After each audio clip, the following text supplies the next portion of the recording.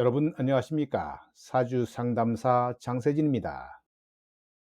사주팔자의 천간은 그 사람의 직업이나 대인관계 등의 사회적인 면, 그리고 정신적인 변화를 파악하는 중요한 요소이지요.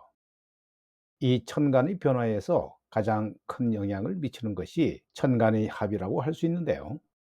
천간합은 사주 원국을 파악하는 것은 물론 운로의 길흉에도 지대한 영향을 미치므로 결코 소홀해서는 안 되는 구성입니다.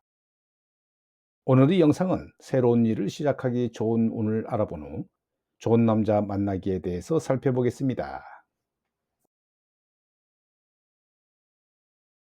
천간합은 저마다 본래의 뜻이 있지만 경우에 따라서는 자기의 할 일을 잊어버리고 엉뚱한 쪽으로 끌려가거나 묶이는 결과를 낳을 수 있으므로 세밀한 관찰이 필요하지요. 특히 진술충 및 대우는 사계절이 바뀌는 환절기와 같은데요.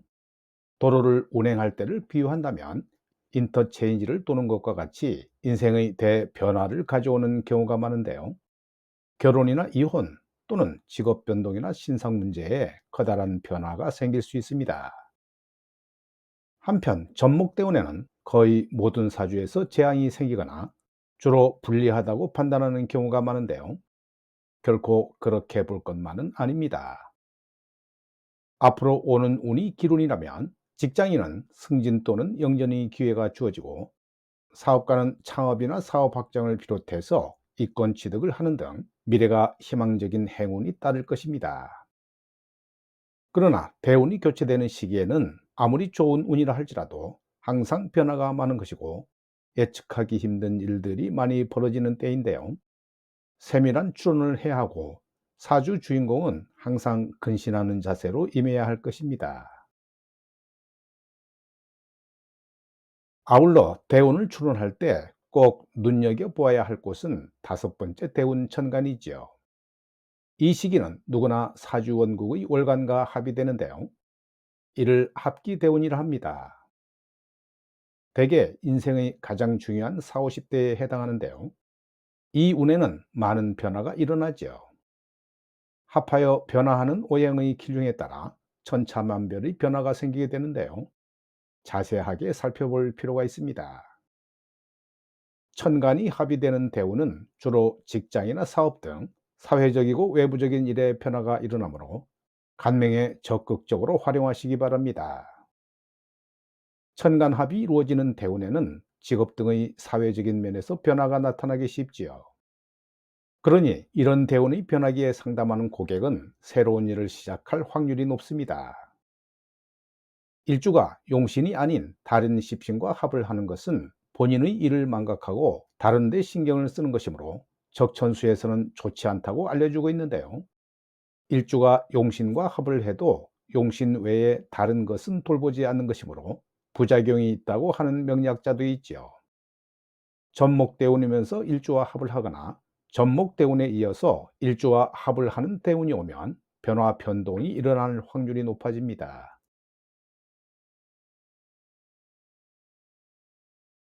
이번에는 흥미롭게도 한 좋은 남자 만나는 법을 알려드릴 텐데요. 유의할 점은 대체로 그렇다는 것임을 아시기 바랍니다.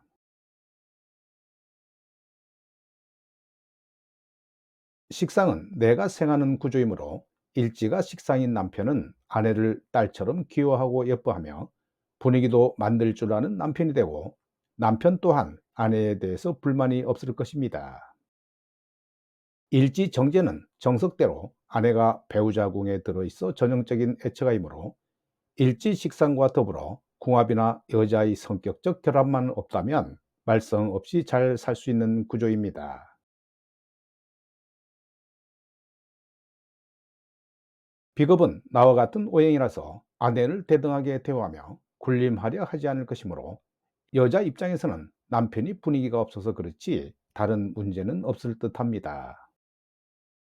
정의는 따뜻한 엄마 같은 아내를 만날 인연이죠. 남편이 아내에 대해 엄마에게 대하듯이 보고하고 상의할 것이므로 아내의 입장에서는 큰 불만이 없을 듯합니다. 정과는 아내가 남편을 극하긴 하지만 음량이 다르므로 사정을 보면서 극을 하게 돼서 집안의 주도권은 여자가 쥐게 될 것이고, 남자가 집안일을 잘 돌볼 수 있는 구조라서 무난할 것이라고 생각합니다.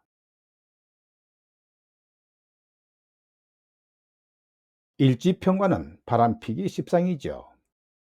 왜냐하면 배우자 궁에서 일간을 무정하게 극하는데요. 집에 들어가 봐야 편치 않을 것이므로 다른 여자는 내 아내 같지는 않겠지 라고 하면서 늘 다른 데로 눈을 돌리게 되고, 또 일찍 들어가도 대우를 못 받을 것이므로 늦게 귀가할 건 뻔한 일입니다. 혹 식신제살이라도 있게 되면 도리어 집안을 엄하게 단속하려 들 것이므로 식구들도 편치 않을 것입니다. 편의는 한마디로 사고뭉치이지요. 아내에게 잔소리 듣고 살 팔자라서 끊임없이 사고를 치고, 또 잔소리 듣기 싫어서 큰 소리를 치고, 집에 들어와서는 아내와 얘기도 잘 안 합니다. 이는 말을 많이 하다 보면 꼬투리를 잡힐까 하는 이유이지요. 그리고 사고 치면 감당이 안 되므로 그제서야 털어놓으니 아내 입장에서는 속이 터집니다. 거기에다 늦게 귀가하는 것은 늘상 있는 일이고, 잔소리 안 하는 다른 여자에게 한눈 팔게 마련이지요. 또 일집 편인을 둔 남자는 모친과의 관계도 별스러운데요. 고부 갈등은 불을 보듯 뻔한 일입니다. 정말 골치 아픈 남자는 일집 편제를 가진 남자인데요. 아내를 무정하게 극하는 구조가 일집 편제이므로 좀 어렵다고 볼 수 있습니다. 편제 일주는 갑진 갑술, 을미 을축, 병신 정유, 경인 신묘인데요. 각각 집안의 속사정을 잘 알아봐야 합니다.